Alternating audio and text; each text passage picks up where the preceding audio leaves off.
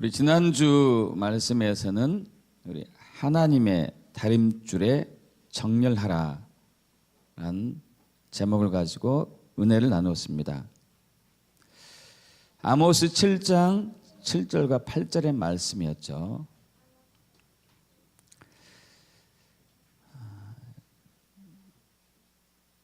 작년부터 우리 주님은 대한민국과 한국의 교회를 강력하게 흔들고 계십니다. 이 흔드시는 것은 당신의 뜻을 이루시고자 하는 흔드심인 것이죠. 우리 히브리서 12장 26절 이하의 말씀이죠.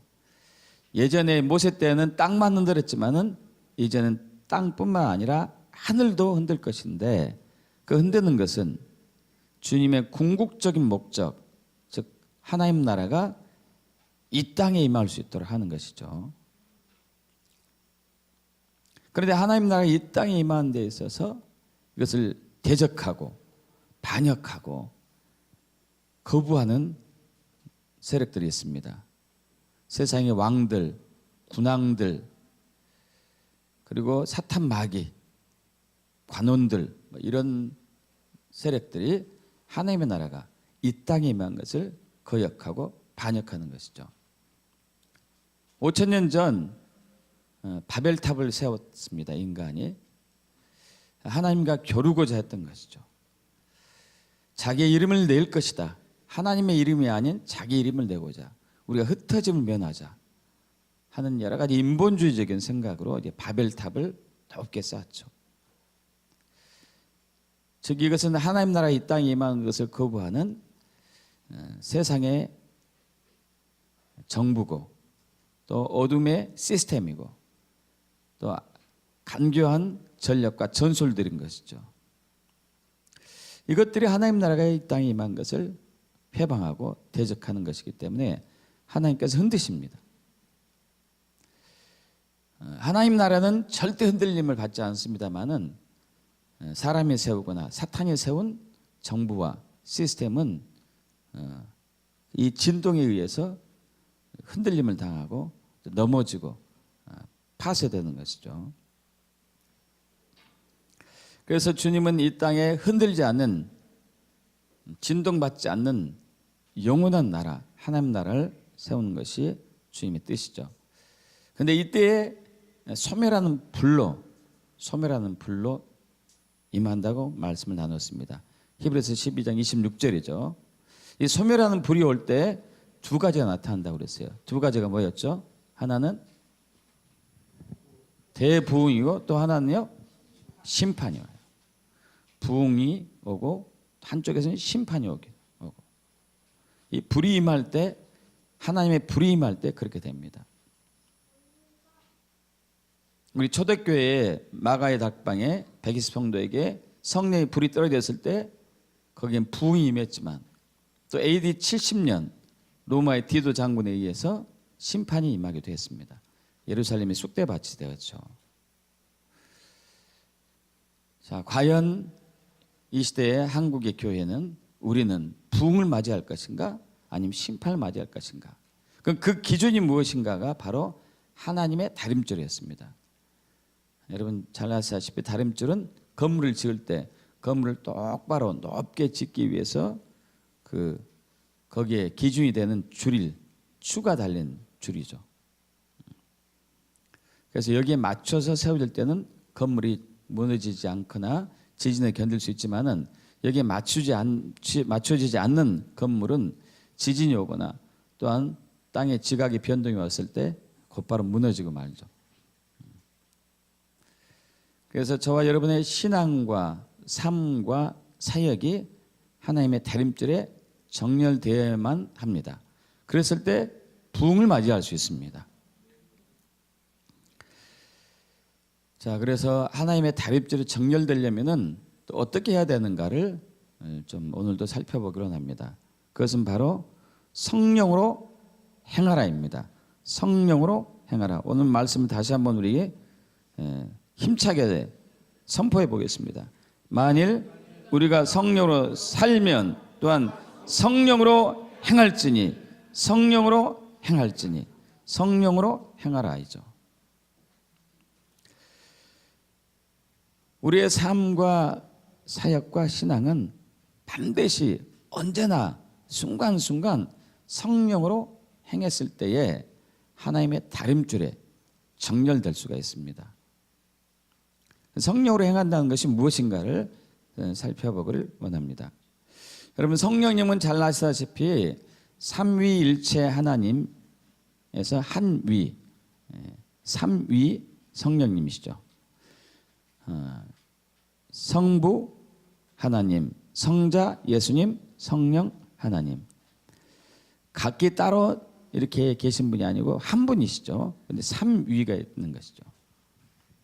사실 이것은 우리가 설명하기 힘듭니다. 마치 태양이 있는데 본체 태양은 성부 하나님이라고 할 수 있겠고, 태양에서 빛이 나오잖아요. 이 빛이 나온 것은 성자 예수님이라 할 수 있겠고, 또 태양에서 빛만 나온 게 아니고 열도 나오죠. 열도. 열은 성령 하나님이라고 할 수 있겠습니다. 그러나 이들이 하나죠. 하나. 태양과 빛과 열은 하나인 것이죠. 마찬가지죠. 삼위일체 하나님을 우리가 그렇게 설명할 수 있겠습니다. 이것도 사실 부족하지만 우리가 아는 지혜로는 거기까지죠. 또 성령님을 예수님께서는 보혜사라고 부릅니다. 보혜사. 우리 요한복음 14장 그리고 15장 16장에 보혜사 하나님, 보혜사 성령님을 얘기하고 있습니다. 그래서 요한복음 14장 16절에 내가 아버지께 구하겠으니 그가 또 다른 보혜사를 너희에게 주사 영원토록 너희와 함께 있게 하리니, 또 다른 보혜사라고 그랬어요. 또 다른 보혜사. 그래서 예수님이 성부 하나님께 구하시는 거예요. 보혜사 하나 성령님을 보내주세요. 또 다른 보혜사라고 그럽니다. 그런데 이 다르다는 단어가 틀리다는 단어는 아니에요. 헤테로란 이제 헬라어인데, 그 과일이 이제 예를 들어 볼게요. 과일이 있는데 여기 사과가 있고 배가 있어요. 배하고 사과는 다르죠. 종자도 다르고 종류가 다르죠. 여기서 이 다른, 또 다른 헤테로란 단어는 사과가 여러 개 있는데 이 사과 말고 이 사과. 그래서 이제 동일한 성령 하나님을 이제 말씀하고 있는 것이죠. 자, 이 보혜사를 헬라어로 파라클레시스라고 얘기합니다. 파라클레시스. 근데 7가지의 뜻이 담겨져 있습니다. 7가지. 하나는 요한일서 2장 1절에 나온 대언자. 또 하나는 중보자. 또 하나는 변호자. 또 하나는 중재자 혹은 조종자. 또 하나는 조력자. 또 하나는 위로자, 보호자, 상담자. 이런 식으로 이제 7개로 이렇게 그 뜻을 이제 우리가 알 수 있죠. 그래서 성령님께서는 항상 우리 삶 가운데 개입하셔가지고 우리의 삶과 신앙과 사역이 하나님의 뜻에 일치될 수 있도록 우리를 도우시고 중재하시고 보호하시고 지키시고 위로하시고 상담하시고 중보하시는 분이십니다. 할렐루야. 근데 이 성령님은 우리 모두가 예수 그리스도를 믿는 순간, 바로 그 순간에 우리 안에 내주하시고 거하시죠. 예수 그리스도를 믿는 순간에. 그래서 요한복음 3장에 보면은 유대인, 바리새인, 유대인의 또 지위가 높은 사람, 그 니고데모란 사람이 밤밤중에 예수님 찾아와서, 예수님, 우리는 당신이 하나님께로부터 오신 선생인 줄 알겠습니다. 하나님이 함께하지 아니하시면 이 당신이 행하시는 표적, 놀라운 기적과 이사를 누가 행할 수 있겠습니까? 이렇게 이제 말을 하자 예수님이 이렇게 말씀하시죠. 진실로 진실로 당신에게 이르는데 사람이 거듭나지 아니하면 하나님 나라를 볼 수 없다. 즉 거듭난 사람만이 하나님 나라에 들어갈 수 있다고 얘기해요. 그래서 니고데모가 아니 어떻게 사람이 다시 태어날 수 있겠습니까? 내가 엄마 뱃속에 들어갔다가 어떻게 다시 태어나겠습니까? 이렇게 하자 예수님께서 말씀하시죠. 사람이 물과 성령으로 나지 아니하면 하나님 나라에 들어갈 수 없다. 육으로 난 것은 육이요 영으로 난 것은 영이다. 내가 거듭나야 하겠다는 것을 놀랍게 얘기하지 말아라. 이렇게 얘기하죠. 그래서 여기서 거듭나는 단어가 헬라어로 아노덴이라는 단어인데 헬라어로 아노덴인데 세 가지 뜻이 있습니다. 위로부터 그리고 다시 새롭게 처음부터. 이게 땅으로부터가 아니에요. 하늘로부터. 우리가 새로운 피조물인데 그것은 하늘로부터 온 생명이고, 그리고 이 예수 그리스도 믿는 순간에 하늘로부터 온 생명, 성령님이 우리 안에 바로 들어와서 이제는 다시 새롭게 된 새로운 피조물, 이 새로 시작됐다는 그런 의미가 되겠죠. 이 성령님 우리 마음 가운데 이제 내줘야 하시는데, 이 성령님은 바로 우리가 하나님의 자녀인 것을 증언하신 분이 바로 성령님이라고 로마서 8장과 갈라디아서 4장에 얘기하고 있죠. 로마서 8장 9절에 보시면 만일 너희 속에 하나님의 영이 거하시면 너희가 육신에 있지 아니하고 영이 있나니 누구든지 그리스도의 영이 없으면 그리스도의 사람이 아니라. 너희는 다시 무서워하는 종의 영을 받지 아니하고 양자의 영을 받았으므로 우리가 아빠, 아버지. 하나님을 우리가 아버지라고 부르는 것은 성령님이 우리 안에 임하셨기 때문에, 그 임하신 성령님이 양자의 영으로 아들의 영으로 임했기 때문에 우리가 하나님을 아버지라고 부르시는 것이죠. 우리 성령님이 우리 안에 내주함으로 말미암아 우리는 또 이것을 인침받았다고 얘기해요. 인침받았다. 그 고린도후서 1장 22절 우리에게 인치시고 보증으로 우리 마음에 성령을 주셨다고 얘기하고 있죠. 에베소 1장 13절 마찬가지인데 에베소 4장 30절에도 구원의 날까지 인치심을 받았다. 그래서 성령님을 근심하게 하지 말아라 그래요. 성령 근심하게 하면 성령이 떠나가기 때문에. 그리고 또한 계시록에 6장까지 보면은 이제 계시록은 하나님 나라가 이 땅에 임하기 위해서 하나님께서 마지막 때에 또 재앙으로 이 땅, 아까 말씀드린 것처럼 하나님을 대적하고 하나님을 거부하고 하나님 나라를 반역하는 그 세상의 정부와 시스템, 사탄 마귀의 간교한 전력과 전수들을 무너뜨리기 위해서 진동을 시키는 건데, 그것이 바로 계시록에 보면은 세 가지 연속된 재앙 시리즈로 일어나죠. 7개 인재앙, 7개 나팔재앙, 7개 대접재앙으로 이렇게 오게 되죠. 요한계시록 6장은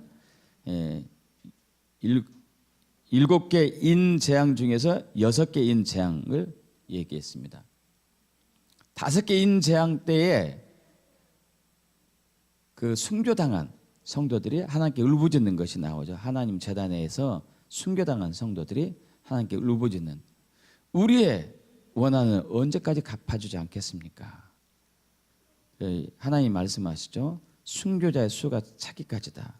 이것이 끝나고 6번째 인재앙으로 나가는 것이고, 그리고 계시록 7장에 보면은 7번째 인재앙이 나오는데, 7번째 인재앙이 오기 전에 이스라엘 백성들에게 하나님께서 이마에 인을 쳐줘요.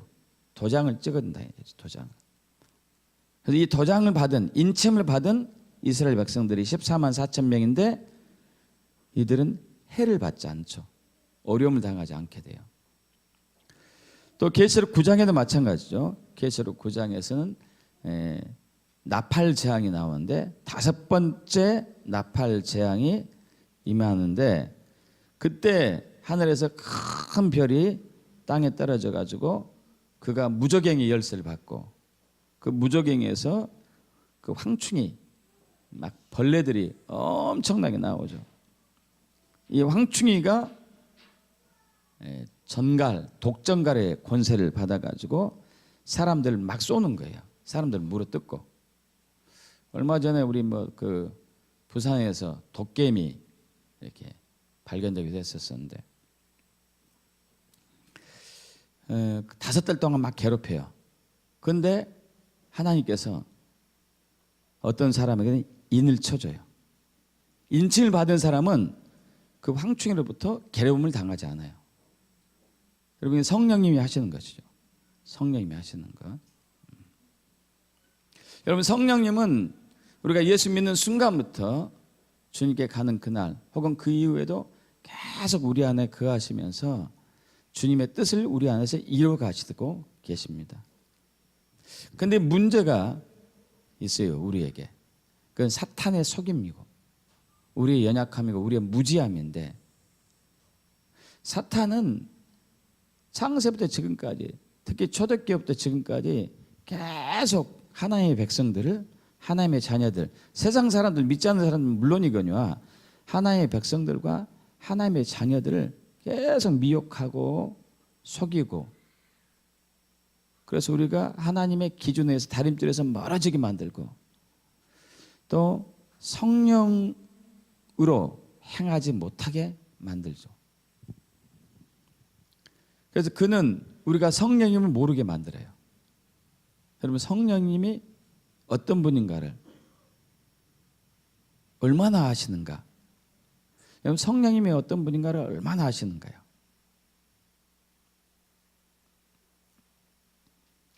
이게 우리의 문제점이죠. 우리는 성령님이 알게 나는데 피상적인 지식이 많아요. 피상적이라는 얘기는 머리에 들어있는 지식인데 실제가 되지 않는. 성령님은 살아계신 하나님이신데 그 살아계신 하나님이 우리와 동행하면서 우리 안에서 하나님의 뜻을 매일매일 이루어가야 되는데 우리는 그러하지 못해요. 왜냐하면 성령님을 알지 못하기 때문에, 알아도 피상적으로 알기 때문에. 또 어떤 경우는 능력으로만 이해하는 경우도 많아요. 성령님은 능력이다. 물론 능력이시다 하죠. 그러나 능력이기 전에 그분은 인격체거든요. 인격체. 그래서 성령님을 알지 못하기 때문에 성령님을 거부하거나 성령의 역사도 거부하기도 하고 성령님을 거부하기도 하고.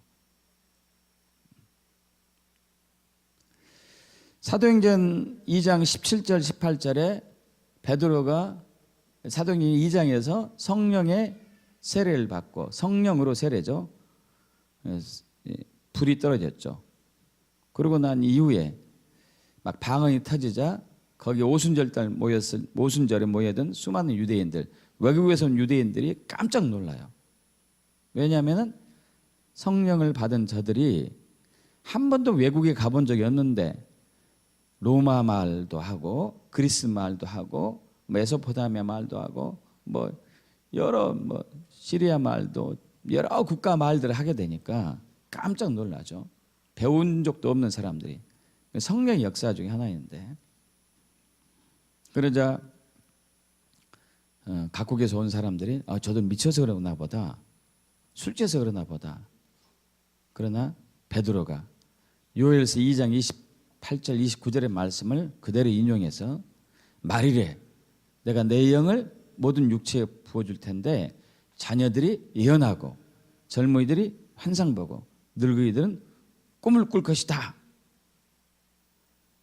내 종에게 내 영을 부어줄 텐데 내 종들이 예언할 것이다. 성령의 역사죠. 성령의 역사. 분명히 이렇게 했음에도 불구하고 인류는 2000년 동안 성령의 역사를 거부하고 하나님의 음성 듣는 것을 이단시 여겼어요. 여러분, 그런데 예수님께서 기이한 얘기를 해요. 기이한 얘기. 마태복음 12장 32절에 누구든지 말로 인자 나 예수를 거역하면은 사하심을 받을 수 있는데, 누구든지 말로 성령을 거역하면 이 세상과 오는 세상, 이 세대와 오는 세대에서도 사심을 얻지 못할 것이다. 이게 무슨 얘기일까요? 예수를 거부했어요. 그런데 이 사람은 사심을 얻을 기회가 있어요, 앞으로도. 그래서 성령을 거부했어요. 이 사람은 사심을 얻을 기회가 없다는 얘기예요. 우리는 성령에 대해서 굉장히 무지한 부분이 많아요. 모르는 부분이.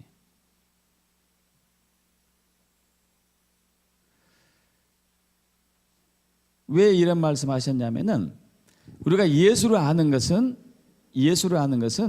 우리 힘으로 예수를 모릅니다. 우리 힘으로는. 성령님이 비춰줘야만 예수가 어떤 분인가를 알아요. 예수를 믿는 것은 성령의 역사거든요. 근데 성령을 거부한다는 얘기는 예수를 거부한다는 거예요. 결국은. 예수 믿으세요. 우리가 말로 전도하잖아요. 아, 싫어요. 나 믿기 싫어요. 이런 사람은 앞으로 구원받을 수 있는 아직 기회는 있어요. 그러나 성령님이 그분 안에 예수님이 어떤 분인가를 딱 비춰줬는데 거부했어요. 이분은 평생 구원받을 수 있는 기회가 없어요. 성령의 역사가 얼마나 중요한 건지를 우리에게 얘기하고 있죠. 여러분, 우리는 어떤 그리스도인들은 성령을 알긴 하지만은 성령으로 행하지 않나요? 성령으로 행하지 않습니다. 여러분, 성령으로 행한다는 얘기가 무슨 뜻이죠? 무슨 뜻일까요? 이 행하다는 단어가 아주 특이한 단어인데 이 군대 용어예요. 군대 용어. 스토이케오라는 단어인데 스토이케오.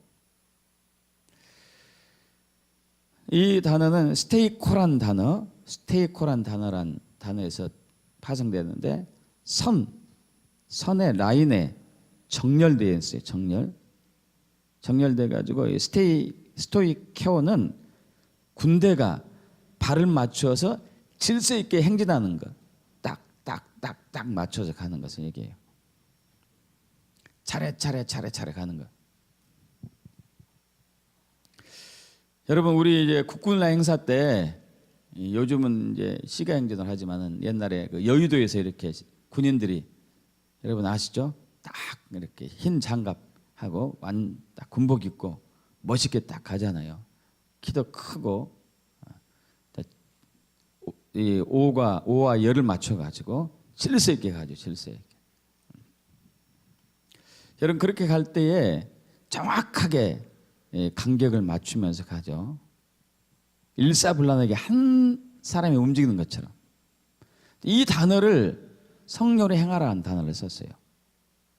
이 단어를 한 사람이 행하는 것처럼 거기에 있는 수많은 군인들이 한 사람이 하는 것처럼 딱딱딱딱 맞춰서 가는 것. 이 단어를 성령으로 행하라 하는 단어에 썼어요. 그러니까 성령님이 역사하는 데 있어서 순간 성령님과 그대로 따라서 행하라는 얘기겠죠. 그대로 따라서.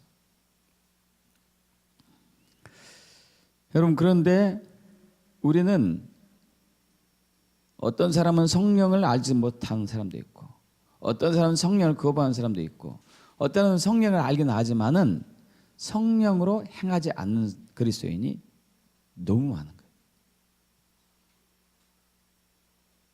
여러분, 성령으로 행하지 않게 되면 결국은 육으로 살 수밖에 없어요. 육으로. 이 육체로 산다. 육체로. 사람을 영, 혼, 몸 이렇게 이제 3분법으로 나눌 수 있겠습니다. 영, 혼, 몸. 몸은 오관이 있어요. 눈이 있고 귀가 있고 코가 있고 혀가 있고 그리고 피부가 있고 이것은 세상을 향해 열려 있고 세상을 알게 되죠. 보고 듣고 냄새 맡고 맛보고 느끼고 피부로 접촉으로 느끼고 그 혼은 지정의가 있어가지고 사람을 향해 열렸고 사람과 세상을 또 알게 되고 특히 사람을 알게 되죠.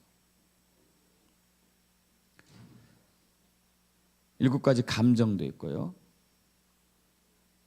여러분 이것으로 육체로 산다고 그래요. 육체로. 영은 하나님을 향해 열려 있고 영적인 감각과 예배하는 기능이 있고 교통하는 기능이 있고 이런 기능을 갖고 있죠. 하나님 향해 열려 있고. 그래서 영으로 사는 것은 성령을 따라서 하나님의 뜻 가운데 사는 것이고, 육으로 사는 것은 여기에 관계없이 내가 내 생각과 내 방법과 내 뜻대로 내 관점대로 내 욕망대로 내 정욕대로 사는 것을 이제 육체로 산다, 육으로 산다고 얘기하죠. 여러분 갈라디아서 5장 16절로 가겠습니다. 5장 16절. 5장 16절부터 19절 21절까지 합작해 볼까요? 내가 이르노니 너희는 성령을 따라 행하라. 그럼 육체 욕심을 이루지 아니하리라. 육체 소욕은 성령을 거스르고 성령은 육체를 거스르나니 이 둘이 서로 대적하므로 너희가 원하는 것을 하지 못하게 하려 함이니라. 너희가 만일 성령이 인도하시는 바가 되면 율법 아래에 있지 아니하리라.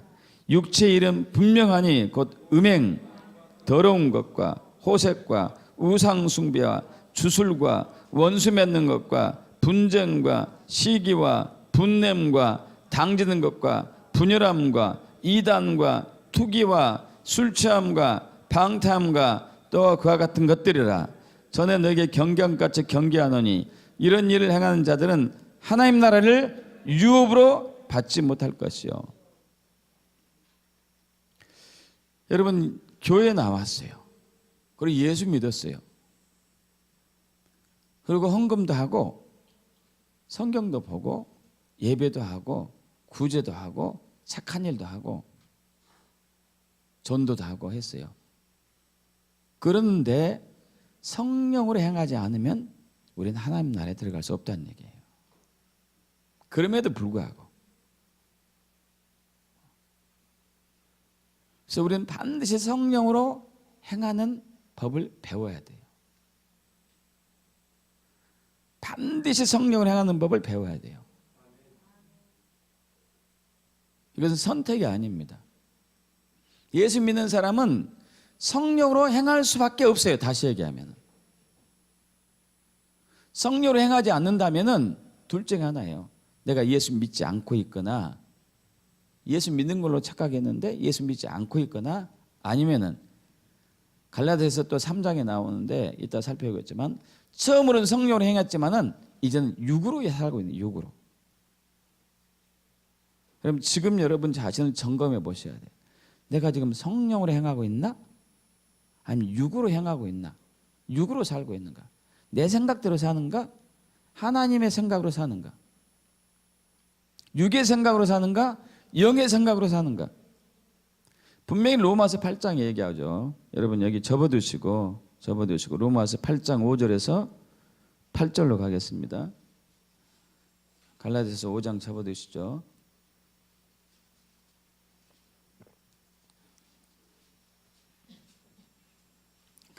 로마서 8장 5절에서 8절 합독합니다.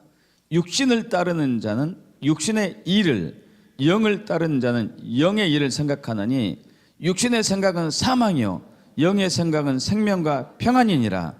육신의 생각은 하나님과 원수가 되나니 이는 하나님의 법에 굴복하지 아니할 뿐이 아니라 할 수도 없습니다. 육신에 있는 자들은 하나님을 기쁘시게 할 수 없느니라. 예수 믿지 않는 사람은 육신을 따라 살 수밖에 없습니다. 왜냐하면 성령이 있지 않기 때문에. 예수 믿는 사람은 성령으로 행해야 돼요. 성령을 따라 살아야 돼요. 성령이 계시기 때문에. 성령이 나의 주인이기 때문에.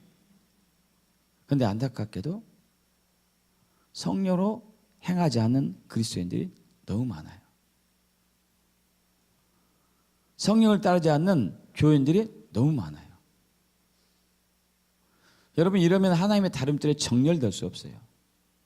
우리의 삶과 신앙과 사역이 하나님의 다름질에 딱 맞춰줘야 되는데 인간의 방법으로는, 인간의 자원으로는, 인간의 힘으로는 절대 하나님의 다름질에 맞춰줄 수 없어요. 성령이 개입하셔야 돼요. 믿습니까 여러분? 그래서 성령을 따라 행하는, 성령으로 행하는 삶을 반드시 살아야 되고 매일매일 실천해야 되고 그렇게 되어 축복합니다. 여러분, 믿음은 성령이 개입하지 않으면 믿음이 올 수 없습니다. 지난주에 바리새인에 대해서 나누었어요. 바리새인의 믿음. 여러분, 거짓 믿음이었습니다. 그들은 성경을 연구하고 또 연구하고 또 연구하고 또 연구했는데 성경이 말하는 하나님의 뜻을 알지를 못했어요. 왜냐하면 자기 지식으로 자기 지혜로 해석했기 때문에. 그래서 요한복음 8장 39절에 이렇게 얘기하죠. 너희가 성경에서 영생을 얻는 줄 생각하고 성경을 연구하는데 이 성경은 곧 내게 대해서 얘기한 것이다. 이게 무슨 얘기예요? 성경을 읽으면은 예수를 발견해야 된다는 얘기예요. 근데 이 예수를 발견하는 데 있어서 우리 힘으로는 안 돼요. 우리 힘으로 예수를 발견한다면은 바리새인들의 성경을 외웠을 때 그 안에서 예수를 만났겠죠. 그러지 않겠습니까? 성경을 외웠는데 왜 예수를 1000번, 10,000번 못 만났겠어요?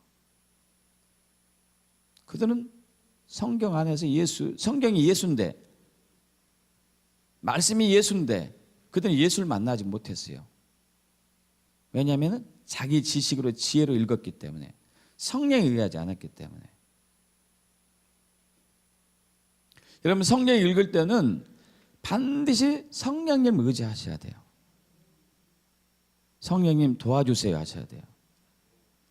여러분, 제가 가끔 말씀드리죠. 저는 교회 나간 날부터 그때부터 성경을 매일매일 봤어요. 욕심이 있었었죠. 여기 기도하는 모습들이 멋있더라고요. 권사님들, 장로님 와서 대표기도 하잖아요. 나도 저렇게 언제나 되나. 한 번은 우리 청장년회 모임에서 느닷없이 절을 시켰는데 떠듬떠듬해서 기도를 했는지 안 했는지,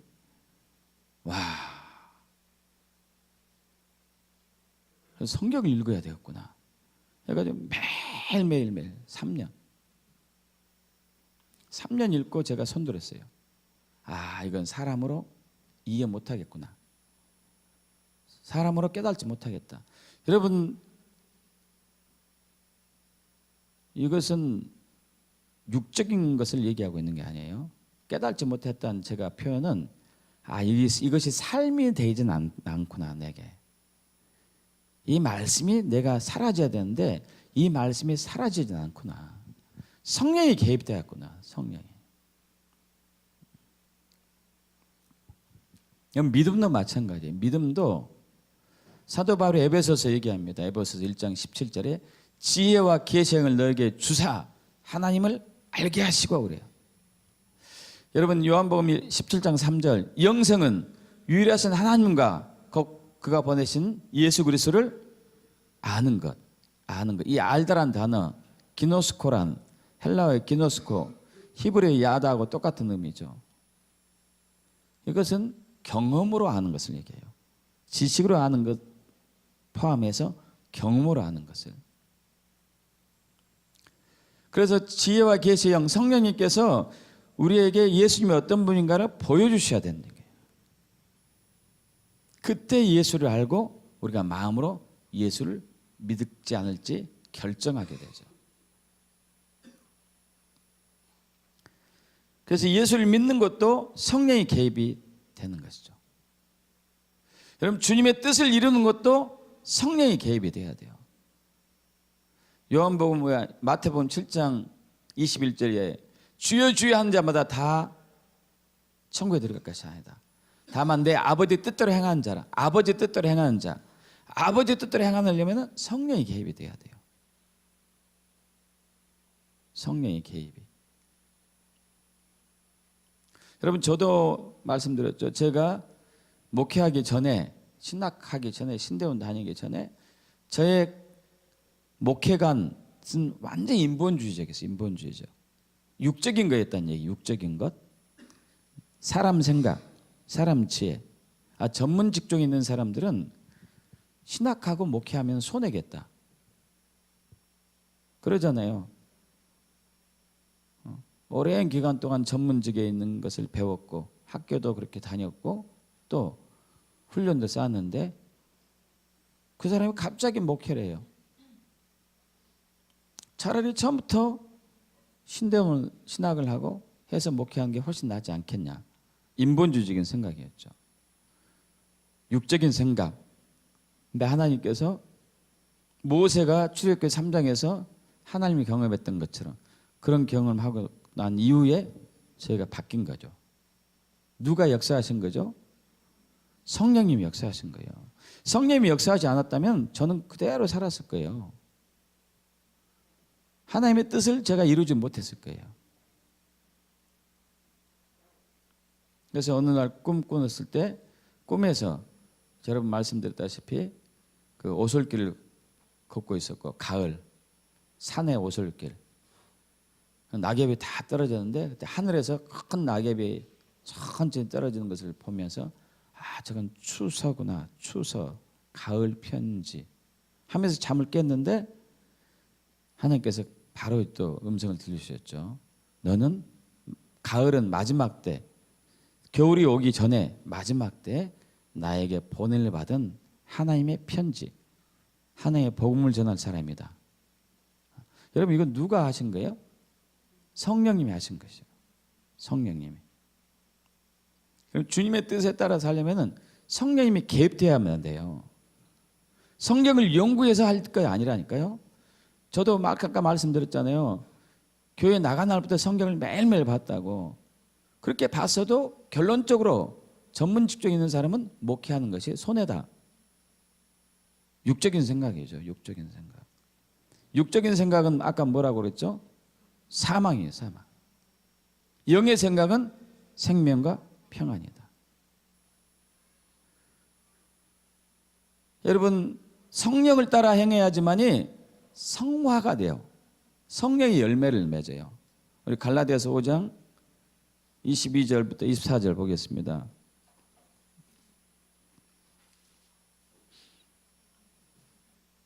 갈라디아서 5장 22, 24절 우리 천천히 합독합니다. 오직 성령의 열매는 사랑과 희락과 화평과 오래 참음과 자비와 양성과 충성과 온유와 절전이 이와 같은 것을 금지할 법이 없느니라. 성령의 열매, 성령이 하시는 일. 갈라디아서 5장 19절에서는 육체의 일이라고 했어요. 육체의 일. 육체가 하는 일. 음행, 더러운 거, 호색, 우상숭배, 주술, 원수면 그 당 짓는 것, 술 취하고 방탕한 것, 게으르고 나태한 것. 이것이 육체가 하는 일이고 성령의 열매, 성령이 하는 일은 우리가 음란하지 않고 거룩해지고 우리가 인색하지 않고 자비와 양상이 많아지고 우리가 교만하지 않고 온유해지고 겸손해지고 우리가 정말 무정하지 않고 사랑이 많아지고 이것이 성령이 하는 일이거든요. 여러분 이 시대에 우리 목회자들이나 성도들이 가장 고민하는 것은 왜 사람이 변하지 않느냐 이거잖아요. 과연 변할 수 없는 것인가? 아닙니다. 성령을 따라 행하면 변해요. 근데 성령을 따라가지 않고 육으로 살기 때문에 옛날 본성 그대로 남아있는 거죠. 성령으로 따라 행해야 되거든요. 그러면 성령으로 행해야지만이 하나님만이 할 수 있는 일이 기적과 이사가 나타나요. 성령을 따라 행했을 때에. 여러분 이번 명절 추석 때 하나님께서 제 개인적으로 놀라운 경험을 하게 했습니다. 정말 이것은 놀라운 경험이었어요. 굉장히 드문. 10월 6일 날 제가 한 통의 문자를 받습니다. 근데 이 문자를 보내신 분이 정확히 2006년도, 2007년도에 헤어졌던 그리고 그 뒤에 소식이 완전히 끊겼던 그 목사님 부부였어요. 그 당시 그분들은 집사님 부부였는데 나중에 신학해가지고 목사가 되었다는 얘기는 들었죠. 근데 그 부인 목사님이 보내왔어요. 혹시 한성준 목사님 맞습니까? 제 남편이 지금 응급실에 있습니다. 제 남편을 위해서 기도해 주십시오. 지금 병명은 아직 모른다고 병원 의사가 합니다. 그런데 상황을 보니까 심각한 거예요. 백혈구 수치가 굉장히 낮고, 그리고 근육이 고열로 계속 열이 안 떨어지고 고열이 돼가지고, 여러분 고열이 계속 되면은 몸에서 근육이 녹거든요. 근육들이 녹아가지고 소변으로 빠져요. 소변으로 빠질 때 수치를 계산하는데 CK라는 수치를 CK라고. 이거 보통 사람들도 단백뇨가 조금씩 나오긴 하죠. 한 30에서 50 왔다 갔다. 7천이 나오는데 7천이. 이걸 보는데 이 사람은 살인찐득이 같은데 하는 감이 오더라고요. 살인찐득이 같다. 의사가 왜 이것을 모를까? 하지만 의사들은 확인하고 또 확인한 게 있으니까 이해는 하죠. 그 다음날 달려갔어요. 중환자실에 계시더라고요. 중환자실에. 안양의 한 모 병원인데,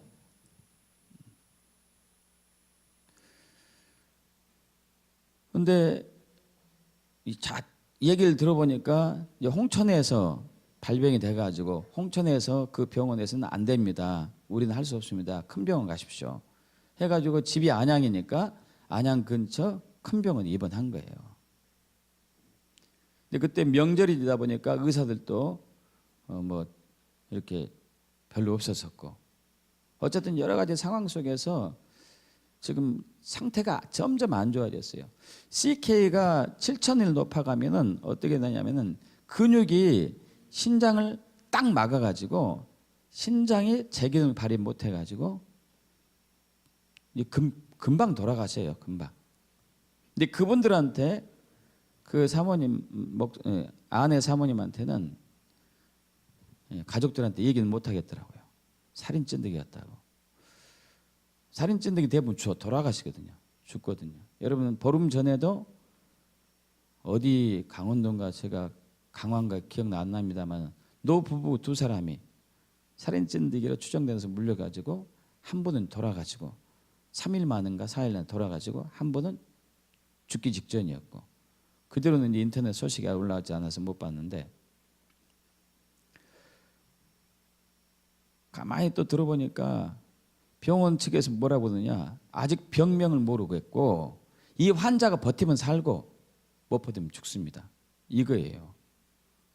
그래서 그 얘기를 듣는 순간에 여기 있으면 이 사람은 반드시 죽겠구나, 옮겨야 되겠네 하는 마음이 들어가지고 제 동기 목사, 그분도 의사죠, 전화했죠.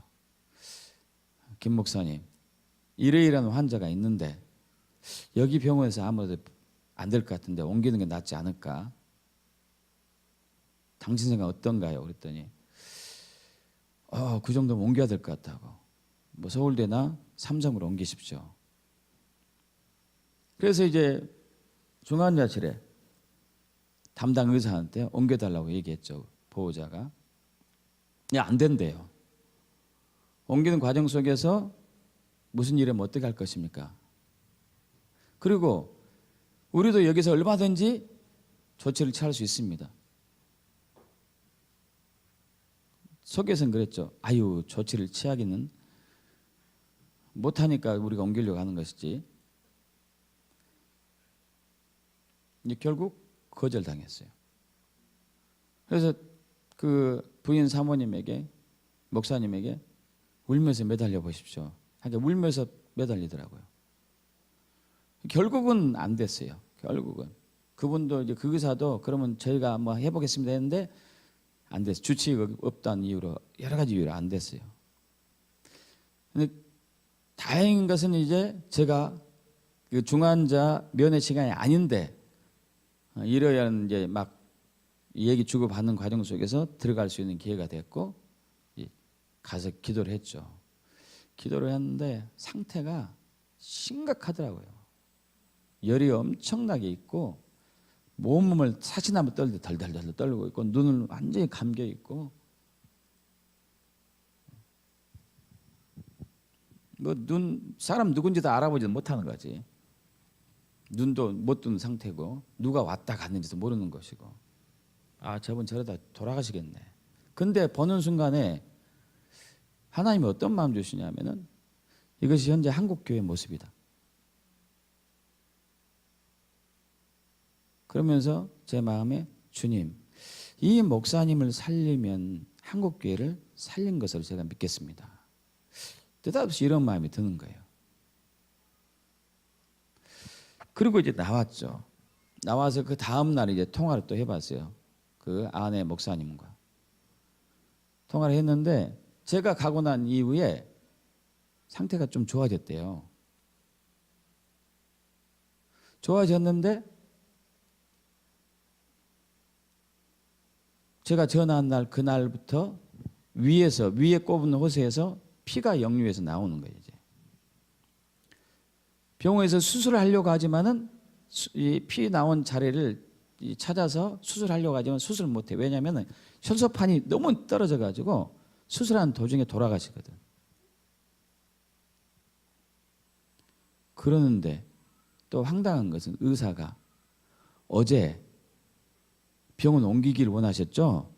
이제 옮기십시오 이러는 거예요. 와, 그 얘기 듣는 순간에 확 이게 화가 나더라고요. 그러니까 어제 옮기자고 할 때 옮겨주지. 이제 손 못 쓰니까 이게 돌아가실 게 뻔하니까 이제 옮기라고 그러면 말이 되냐고 막 가서 멱살 잡고 딱 따지고 싶은데 이게 0.5초 만에 생각이 사라졌어요. 왜 사라졌을까요? 이것은 하나님이 하시는 일이고 하나님이 이분 살릴 것을 믿었어요. 그 믿음이 오는 거예요. 또 왜 그런 믿음이 생겼냐면 이게 성령이 하신 일인데 그 아내 되는 사모님이 저한테 문자 보낼 때 보내기 직전에 아침에 막 하나님께 기도하고 있었어요. 주님 제 남편 살려주세요. 제 남편 살려주세요 하는데 환상으로 제 얼굴이 보인 거예요. 제 얼굴이 보여가지고 자기 딸한테 수소문해가지고 저를 찾았죠. 찾아서 문자 보냈는데 처음에 간 문자는 동명이인인데 다른 사람이었고 두 번째 다시 이제 했는데 제가 받았어요. 하나님이 이렇게 했다면은 이분을 살린다. 이분을 살리기 때문에 의사하고 옥신각신할 필요가 없다. 그러지 않겠어요? 하나님이 살리는데 의사하고 제가 왜 가서 옥신각신해요? 입만 아프고 시간만 낭비하고 서로 다툼만 일어나지. 그래서 그 사모님 아내 목사님께 그랬죠. 목사님 의사한테 매달리십시오. 의사한테 전국에 있는 병원에 다 전화해가지고 혈소판이 있나 물어보십시오. 여러분 그냥 일반 혈액이 아니고 혈소판이 있어요. 혈소판. 혈소판은 희귀하거든요. 일반 혈액과 달리. 그래서 전화하니까 전북의 한 의료원에 혈소판이 딱 하나가 있어요. 원래 4개가 필요한데 4개가. 그거라도 이제 얼마나 귀해요. 보내는데 몇 시간 걸리더라고요. 그러면서 온 가족들이 헌혈하기 시작했는데 헌혈하고 난 이후에도 바로 그것이 혈소판으로 공급되진 않고 한 20몇 시간인가 어쨌든 가공 과정을 거쳐야 되고 그리고 며칠 후에 제가 3일인가 후에 갔습니다. 다시 갔는데 의식이 돌아왔어요. 할렐루야. 저를 알아보고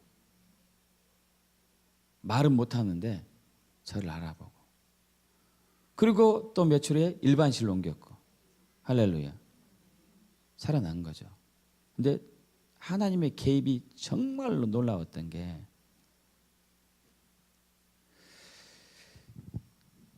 지금 이제 중환자실에 아침 저녁으로 중환자실에 있는 동안에 의식이 깨어나 중환자실에서 의식이 깨어난 것은 며칠 만에 깨어났고 그 전까지는 의식이 전혀 없었습니다.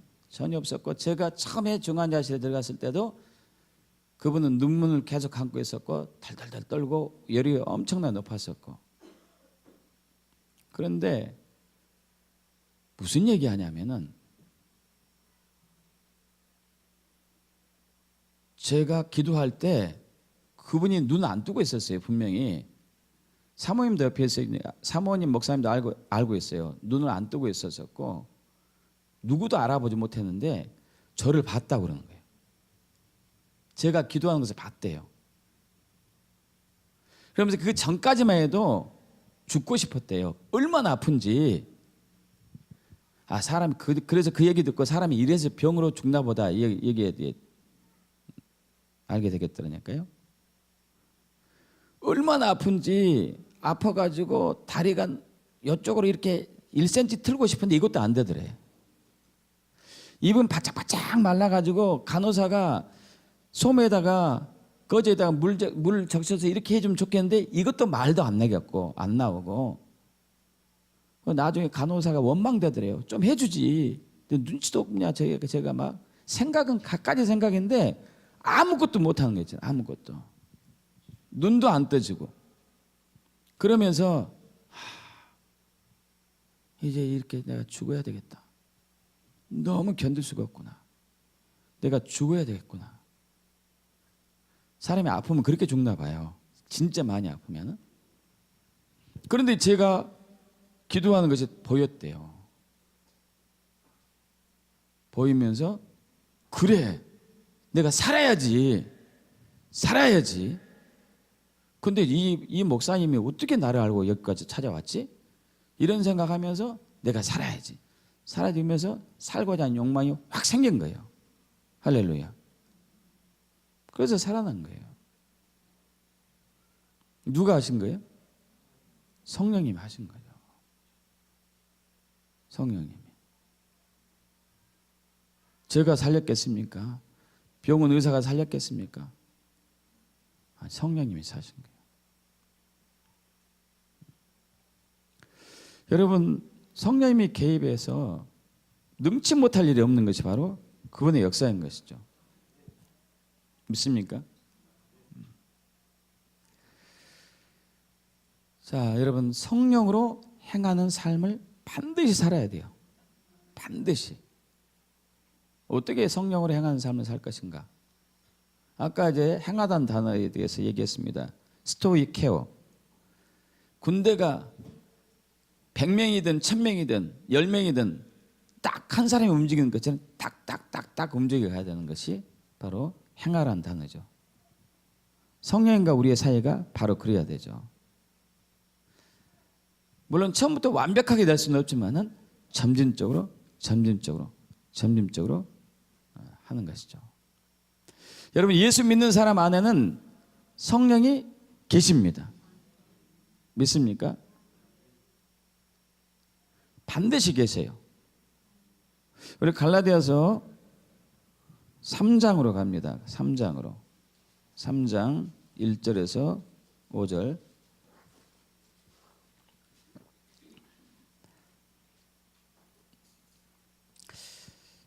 천천히 읽어볼까요? 어리석도다 갈라디아 사람들아, 예수 그리스도께서 십자가에 못 박히신 것이 너희 눈앞에 밝히 보이거늘 누가 너희를 깨더냐?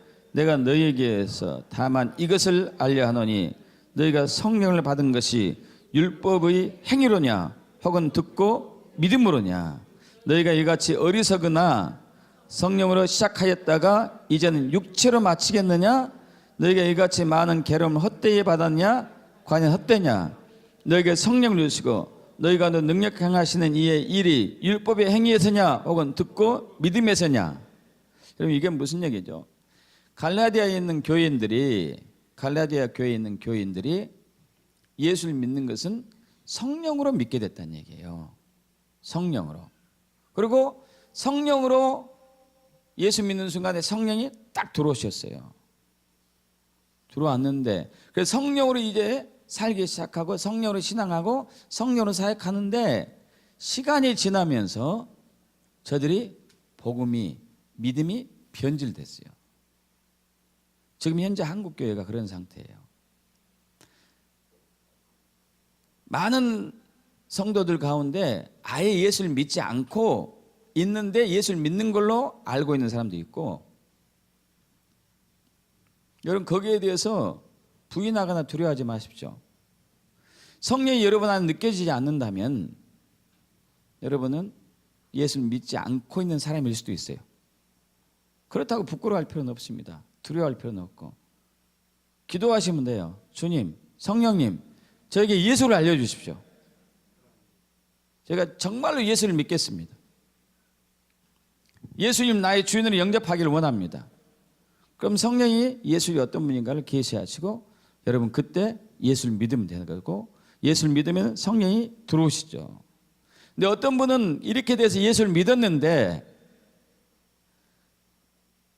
성령의 역사를 경험하지 못한 사람도 있어요. 그런데 또 성령에 대해서 이렇게 또 착각하는 사람도 있어요. 내가 기도를 많이 해야지, 공을 많이 써야지 성령이 역사하지 않습니까? 여러분 그게 아니에요. 그것은 율법의 행위라고 그래요. 율법의 행위. 여러분 율법의 행위는 중요합니다. 율법의 행위. 구제하고 전도하고 기도하고 성경 읽고 헌금하고 하는 율법의 행위는 중요하죠. 선한 일하고 하는 건 중요하죠. 근데 이것 때문에 성령이 오신 것은 아니에요. 성령이 오신 것은 믿음으로 오는 거예요. 할렐루야. 믿습니까? 믿는 순간에 성령이 우리 안에 내주하는 것이죠. 믿습니까, 여러분? 그래서 예수 믿는 사람은 자기 안에 성령이 내주하신 것을 믿으셔야 돼요. 성령이 계시다. 나는 인치를 받았고 하나님의 아들이라는 것을 믿으셔야 돼요. 할렐루야. 그리고 그분은 아까 드린 것처럼 중보자, 대언자, 중재자, 조력자, 보호자, 상담자, 위로자, 7가지 기능을 가지고 있어요.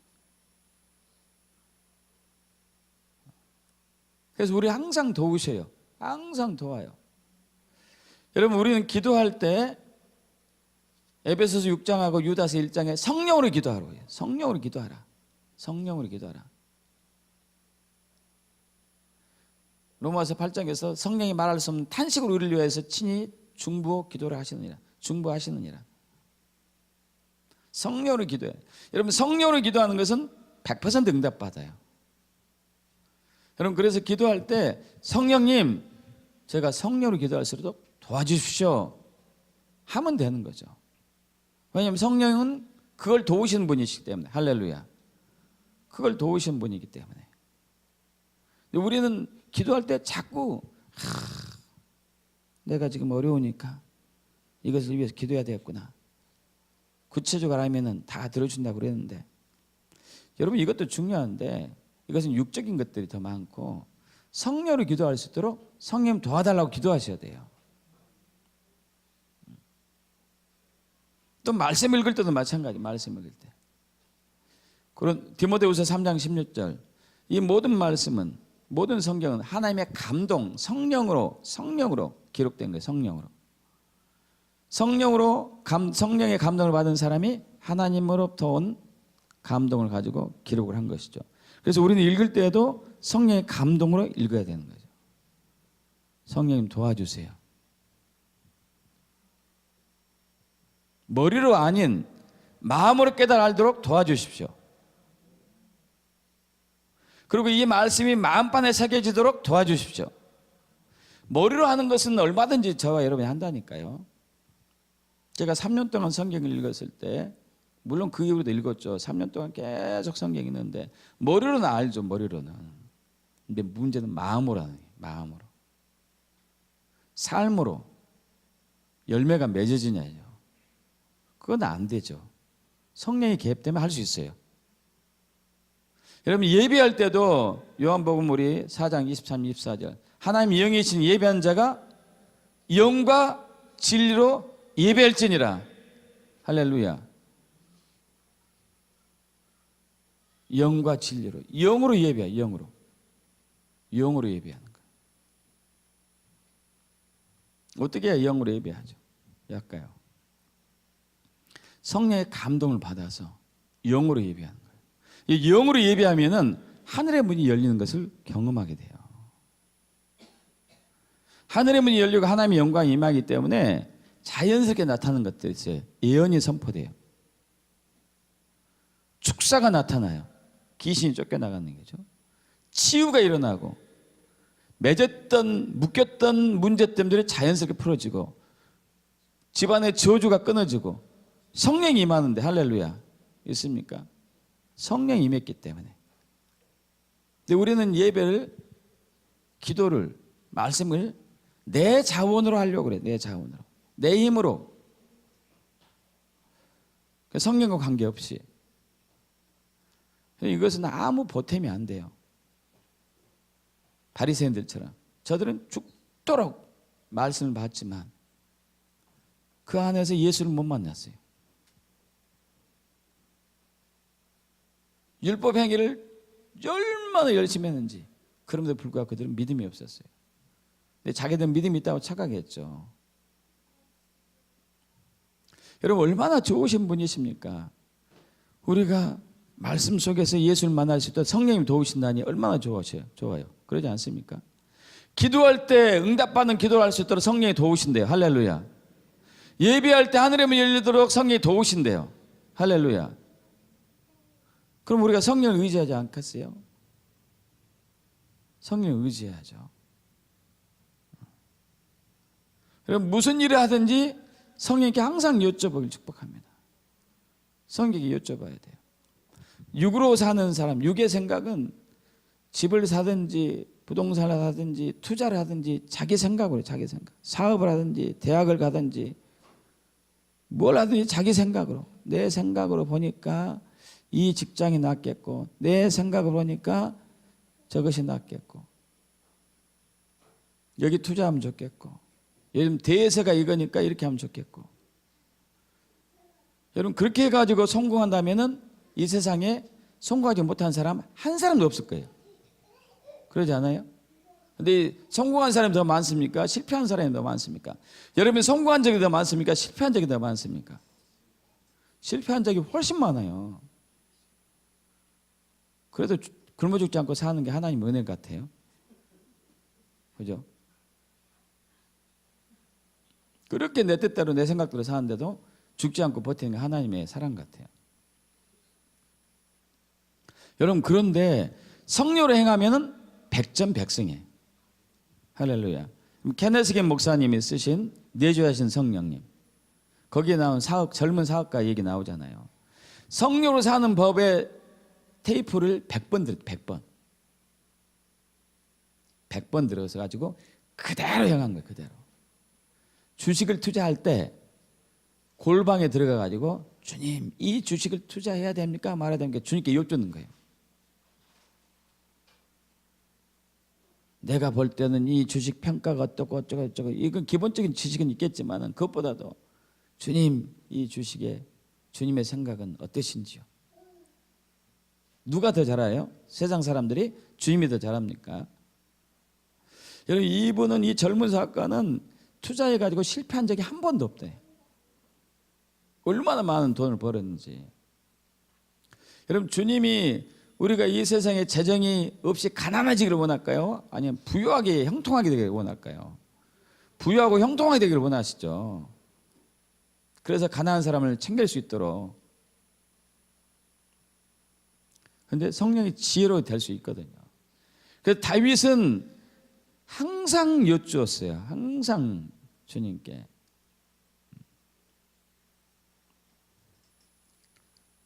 역대상 14장에서도 블레셋 사람이 딱 치러 오니까 하나님 제가 그들을 칠까요 말까요? 그들을 치면 제가 이기겠습니까? 어떻게 내 손에 그들을 넘기겠습니까? 주님? 하나님께서 가라. 내가 저 적군을 너의 손에 넘기겠다. 또 그 이후에 또 다시 또 쳐들어오니까 또 여쭤봐요. 하나님 어떻게 해야 되겠습니까? 그러니까 하나님께서 야 맞받아 싸우지 말고 뒤로 뽕나무 숲으로 돌아가 가지고 그들 기습해라. 그런데 뽕나무에서 꼭대기에서 걸음 걷는 소리가 들릴 때 기습하라고. 아직 전략까지 전술까지. 심지어 우리 사무엘상 30장에서는 다윗이 사울 왕을 막 죽이려고 하니까 피해가지고 아예 적군의 손에 적진에서 살았잖아요.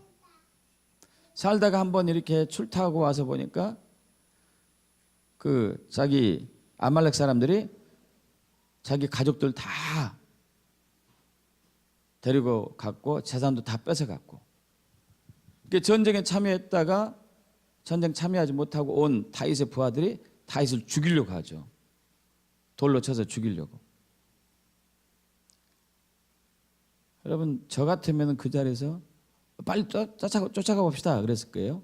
근데 이 다윗은 에봇을 가져오라 그래놓고 에봇을 놓고 하나님께 여쭈는 거예요. 주님, 제가 그것을 쫓을까요 말까요?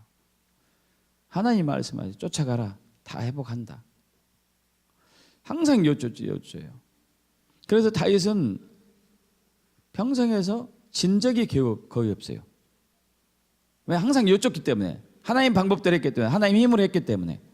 근데 우리는 내 방법대로, 내 뜻대로, 내 생각대로, 내 자원으로 내 힘으로 하면서 항상 실패해요.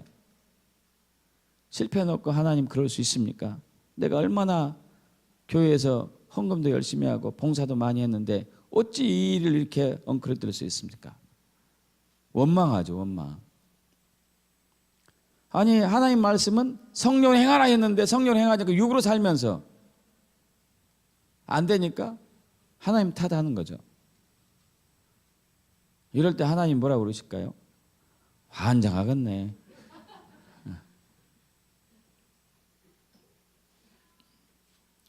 분명히 성령을 행하면은 형통한다고 얘기했는데, 모든 것이 잘 된다고 했는데, 지 뜻대로 살아났고 지 뜻대로 살면 죽는다고 얘기했는데 기어이 지 뜻대로 살면서 죽지 않게 해달라고 하면 어떻게 하라고.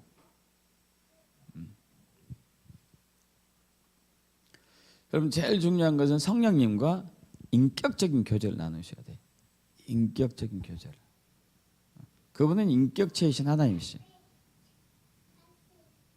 그분은 돌이 아니시고 목상이 아니시고 인격적인 분이시죠. 인격적인 분. 그분과 친하게 지내셔요. 친하게. 야고보서 4장 4절 이하에 나오잖아요. 간음하는 사람들아. 우리말 성경은 여인들이 했지만 원어는 남자들아, 여자들아, 사람들아 이거죠. 세상과 벗던 것이 하나님과 원수된 것을 알지 못하느냐 하면서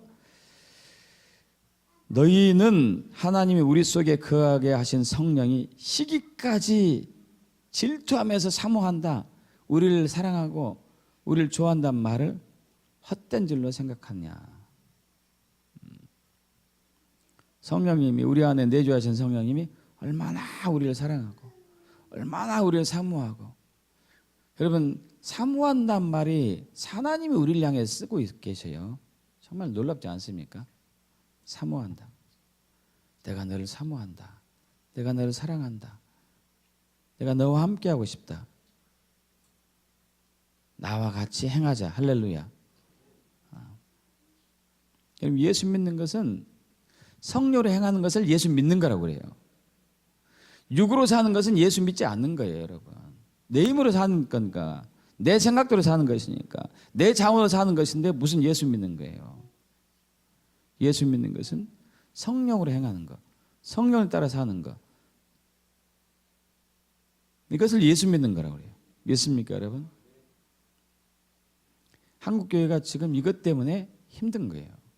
성령으로 하지 않고 자기 생각, 자기 방법, 자기 자원, 자기 노력으로, 자기 행위로 하나님께 뭔가를 받으려고 하고 뭔가를 이루려고 하는 것은, 그래서 하나님도 오지 않는 것이기 때문에 하나님이 지금 무너뜨리고 있어요. 진동시켜가지고.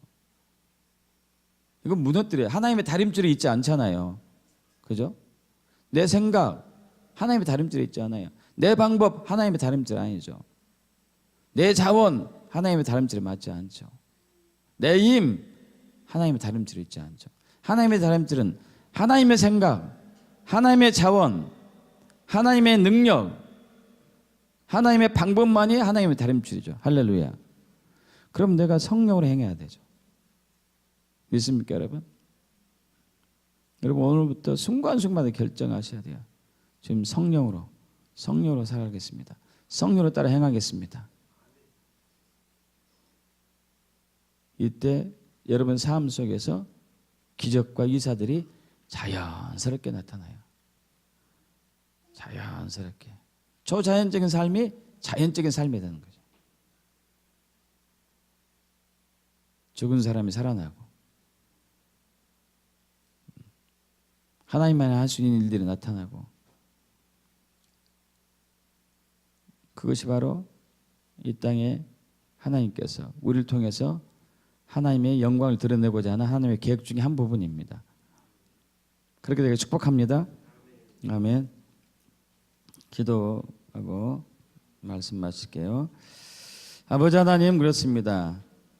분명히 성경에서는 성령으로 행하라고 얘기했지만 우리는 우리 육적으로 행하면서 자꾸 일이 그르치자 우리는 또 하나님을 원망한 그러한 불신적인 삶을 산 것을 회개합니다. 지금 용서해 주시옵시고 이제 우리 죄를 시인하오니 주여 우리가 성령을 따라 행하기로 결단하고 결심합니다. 도와주시옵소서. 감사드리며 우리 주 예수 그리스도 믿옵나이다. 아멘. 찬양하시